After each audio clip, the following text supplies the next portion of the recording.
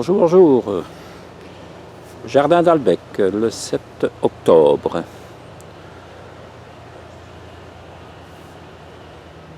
Voilà, on a dégagé la petite serre, donc on a enlevé tout ce qui était légumes d'été, donc tomates principalement.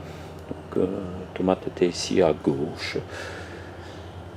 Et des poivrons, il reste encore quelques poivrons qu'on n'a pas encore enlevé puisque voilà, c'est quand même assez grand, mais ça doit encore mûrir un peu.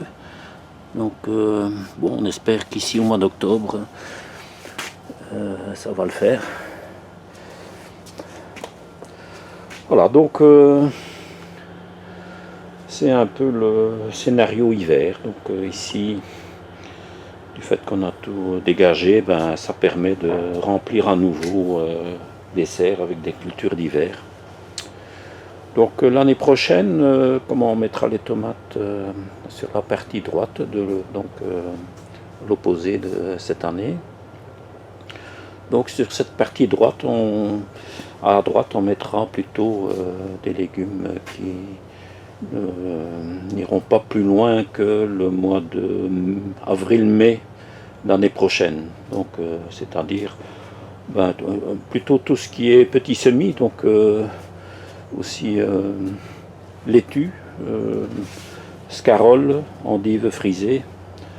Donc et tout ça on viendra mettre ici. Donc c'est cette partie là. Et donc et l'autre côté nous servira plutôt pour planter tout ce qui est oignons et semis de mâche. Donc pourquoi? Parce que les oignons eux vont au moins occuper la serre jusqu'au mois de mai-juin l'année prochaine. Donc ça veut dire que ça serait un peu compliqué de venir planter des tomates entre des oignons, parce que les oignons n'auront peut-être plus assez de lumière et de soleil pour mûrir. Et là c'est plutôt on viendra plutôt planter ce qui est poivron et aubergine, parce que ça s'installe en serre plus tard, et donc plutôt juin. Et bien sûr le développement est moins grand, donc ça ne gênera pas non plus pour les semis en place. Et c'est là aussi qu'on viendra semer par la suite, donc au printemps, donc en février, début mars ou plus tard, des semis de carottes hâtives. Donc tout ça entre les oignons et la mâche. La mâche qui aura peut-être aussi été déjà un peu consommée donc, au cours de l'hiver. Donc voilà, c'est un peu le scénario qui se présente ici. Donc ici il y a eu des semis spontanés là, de cerfeuil. Donc que je n'ai pas enlevé évidemment, puisque ça nous servira déjà pour faire des potages ici cet automne. Voilà, donc l'autre serre est encore toute remplie de tomates. Bon, tout ça, on doit aussi encore un peu enlever. Et voilà, ça sera idem, même chose pour la grande serre. On applique les mêmes principes. Belle journée aujourd'hui, ensoleillée et température même douce. Donc l'après-midi on va certainement être pas loin des 17-18 degrés, je pense, peut-être même 20, comme il y a le soleil. Bon, on voit que les arbres prennent leur parure d'automne tout doucement. Et on a déjà cueilli pas mal de fruits, pommes, poires et nachis.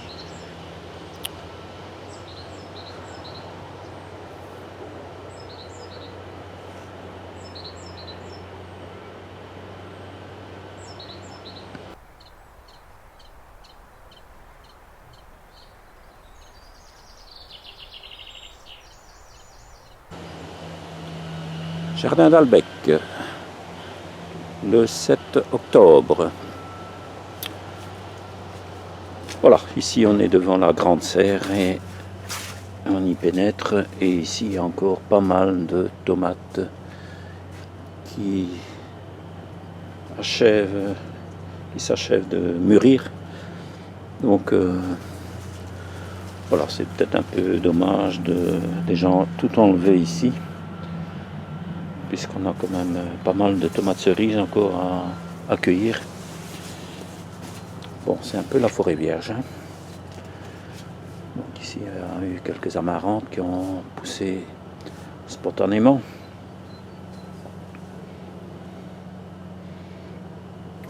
On voit que les feuillages commencent à souffrir. Donc il y a pas mal de condensation aussi dans les serres, puisque voilà, sur les parois là-bas, il y a quand même un peu de condensation qui se fait, puisque l'air est plus frais dehors et alors l'humidité qui est présente dans la serre vient se condenser sur la paroi froide de la bâche. Et alors, plus ou moins, ça peut aussi tomber sur les cultures ici et créer un peu d'humidité supplémentaire. Et voilà, ça, on pourrait bien... Voilà, il y a même un peu de mildiou ici, mais bon, voilà, c'est vraiment la fin des cultures, donc il ne faut plus trop s'inquiéter. Donc ici, un peu des andines encore, qui sont en phase de maturation. Voilà, ici, bon, voilà, il faut vraiment commencer à faire un nettoyage.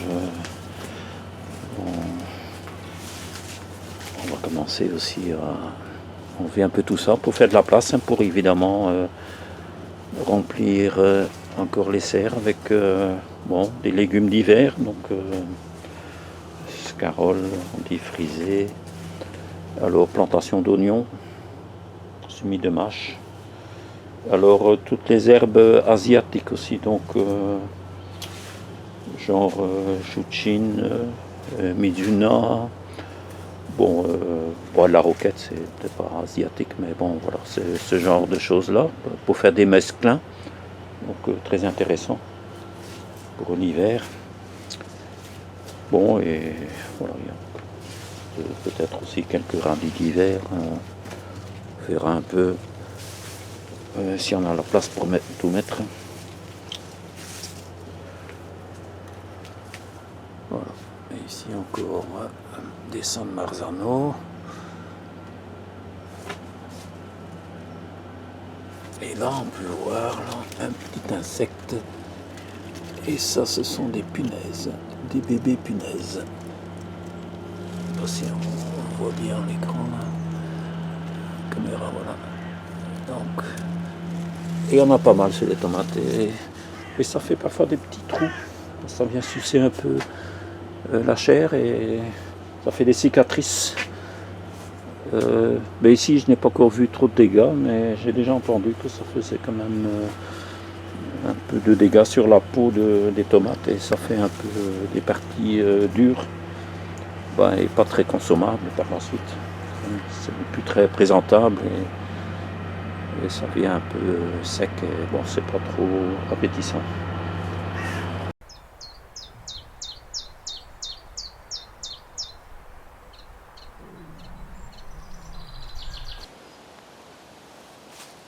Voilà, à côté de la grande serre, on a planté des rangées de laitues, donc sous les grillages. Donc, et alors aussi des scaroles et endives frisées.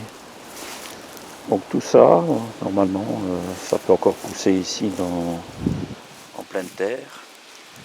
Mais dès qu'il y a un peu de place dans les serres, on va aussi venir transplanter ces plantes ici, parce que d'ici un mois, il va peut-être commencer à geler. Donc ça risque peut-être d'être un peu juste pour les récolter. On va les transplanter avec une grosse motte de terre et les mettre en serre. On a déjà fait ça les années précédentes et ça a très bien marché. Et on est un peu obligé de faire ça parce qu'on ne sait pas mettre directement dans la serre puisque les serres sont encore remplies. Et voilà, ça permet d'avoir des plants prêts à être repiqués, bon, un peu plus grands. Ici, ce sont des chicorées sauvages. Et ici, un peu plus loin, des endives frisées. J'ai même mis de la moutarde japonaise, donc moutarde rouge. Ces grandes feuilles là, c'est très bon à mélanger avec une salade. Voilà, quelques laitues à couper aussi. Et là, il y a déjà des salades. On a déjà prélevé pour manger. Donc, c'est encore des. Je crois même qu'il y a des laitues d'hiver, mais également des laitues d'été. Ouais. Je pense qu'il y a quelques laitues d'été et aussi d'hiver. Donc tout ça, ouais. Avant les gelées, s'il en reste, si on n'a pas tout consommé. Mais ici c'est un peu plus à l'ombre, donc ça pousse un peu moins. Voilà, on prélève avec une motte et on installe ça en serre. Voilà, il y a de quoi regarnir les serres. Après avoir enlevé les plants de tomates et poivrons, aubergines.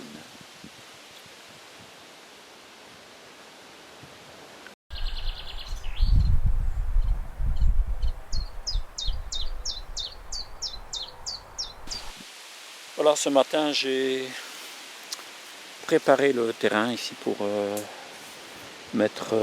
pour planter l'ail éléphant. Donc dans les jours qui viennent, avant que le temps se gâte. Donc ici on a du beau temps sec. Ça a permis de... Bon, ici j'ai quand même passé le motoculteur parce que c'était une parcelle qui était restée en friche. Cette année, on a tout bien décapé le sol et voilà, d'ailleurs les mauvaises herbes, on les a mis ici sur le côté, sur la parcelle voisine. Et les petits grains blancs que l'on voit sur le sol ici, c'est des algues marines sous forme de granulés. Donc, voilà, ça permet d'apporter du calcaire, de la chaux en fait pour la culture de l'ail. Ici on mettra l'ail éléphant. Et quelques lignes d'oignons d'hiver. Oui, ça marche aussi à l'extérieur, mais surtout en serre, ça c'est très intéressant de mettre l'oignon d'hiver. Et ici, on mettra aussi une rangée ou deux peut-être de ces oignons d'hiver. Et en principe, bon, on mettra tout ça un peu sur but pour éviter l'excès d'humidité. Et on verra un peu le résultat. En principe, ça marche aussi en pleine terre.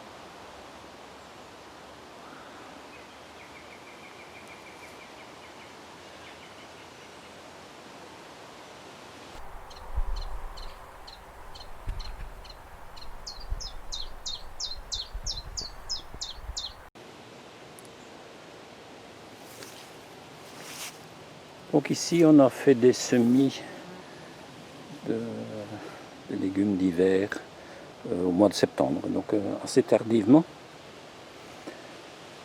Donc ici, on peut trouver des radis d'hiver, genre chandelle de glace ou rose de Chine. Alors, tout doucement, ça pousse. Donc ça poussera encore tout l'hiver. Et à côté, on trouve des navets de Milan. Voilà. Là, il faudra un peu éclaircir, sinon on risque de ne pas avoir de rave et rien que des feuilles. Donc on va éclaircir ça un peu à la fois.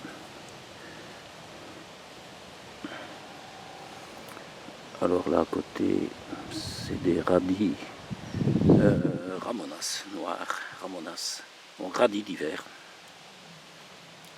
Donc là, ça pousse tout l'hiver, sans problème.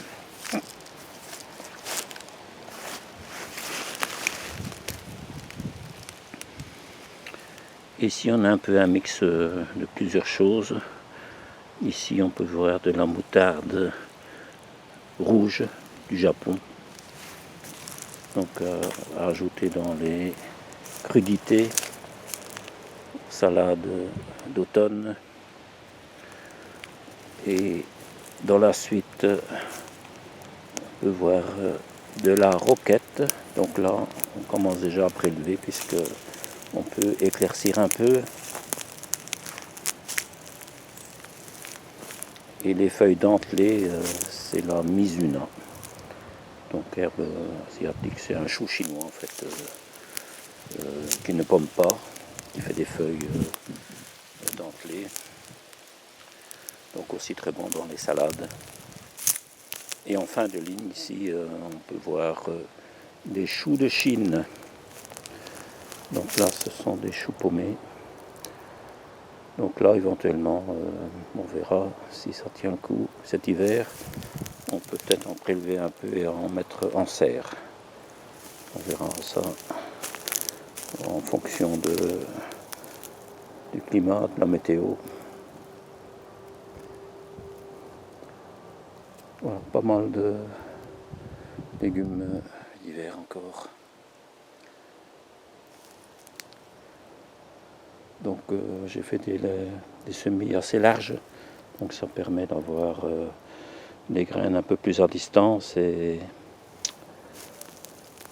donc éclaircir un peu moins.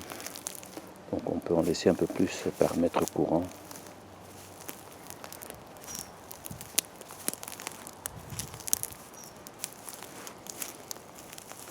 Alors ici la moutarde de Chine elle est vraiment belle.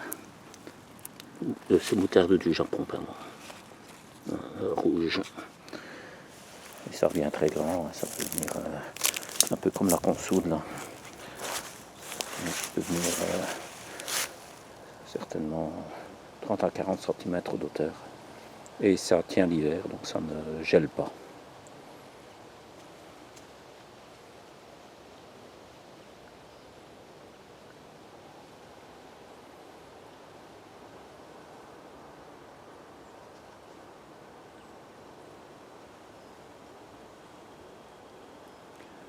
Encore quelques pommes. Et on a déjà pas mal de tombées, mais il en reste encore.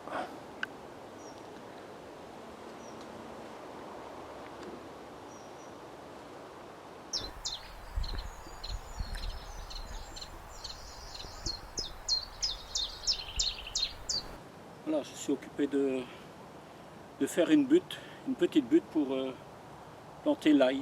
Donc ici, je vais planter l'ail éléphant et pour que ça passe bien l'hiver,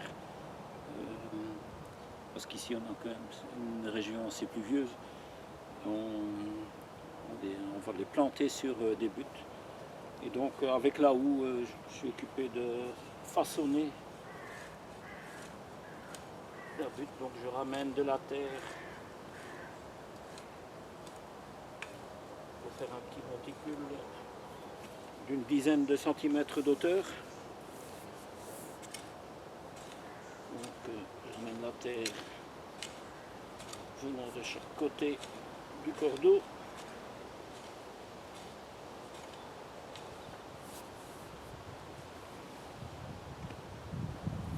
Et ensuite, on a fermé avec le dos du râteau, c'est-à-dire d'avoir une butte bien ferme, parce que l'ail aime bien d'être dans une terre ferme, pas trop mou.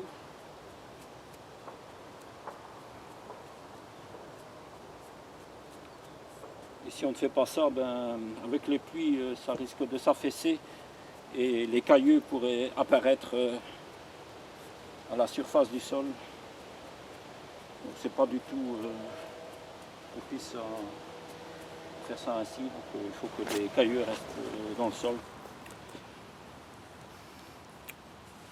Voilà, donc les cailleux d'ail sont plantés ici à 35 cm les uns des autres. Et après on quinconce ici de chaque côté.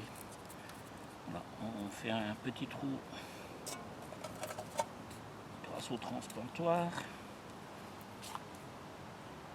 Et on enfonce le cailleux, bien sûr avec les racines vers le bas. Et la petite pointe où sortira le germe vers le haut. Alors je vais un peu vous montrer en détail le cailleux. Voilà, donc ici on voit bien la pointe et ici on peut voir même la naissance de nouvelles petites racines qui se développent déjà. Voilà, donc ici, voilà, ça c'est le bas bien sûr et ça c'est le sommet du cailleux.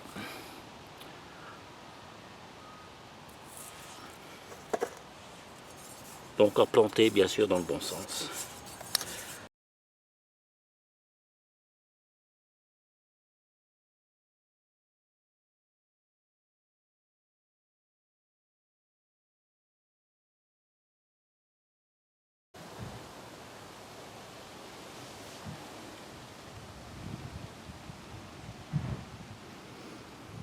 Voilà, on a planté, là il est fort, on est occupé là. Donc on met les cailleux à une distance de, ici c'est 30-35 cm entre chaque cailleux. Et on fait une double rangée donc sur la butte. Et on fait des petits trous de 5-6 cm de profondeur et on y enfonce le cailleux.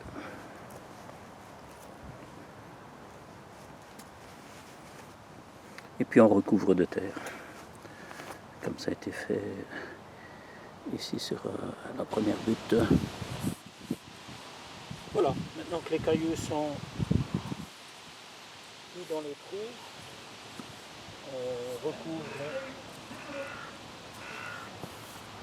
de terre et on raffermit bien, on tasse bien. Comme ça évite les oiseaux de venir déterrer les cailloux.